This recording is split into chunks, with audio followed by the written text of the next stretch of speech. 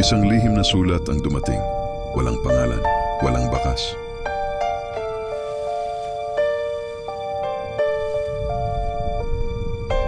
Ngunit malinaw ang mensahe, hindi pa tapos ang plano.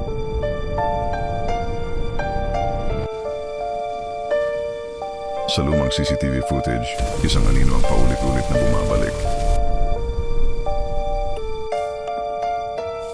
Hindi siya basta saksi, siya ang gumagalaw sa likod ng lahat.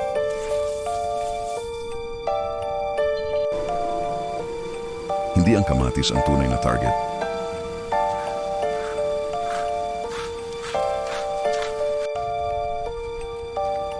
Ang susunod na pangalan sa listahan si Carson ang Carrot.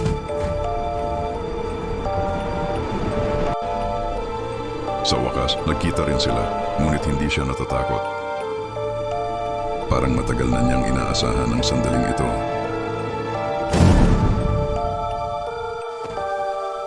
Sa isang iglap, nawala siya sa dilim, ngunit hindi ito ang katapusan.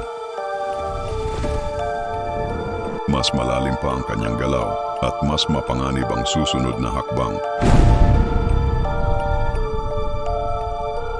Matagal na nating hinahabol ang katotohanan at ngayon malapit na nating malaman ang lahat. Samahan mo ako sa huling bahagi ng Veggie Files.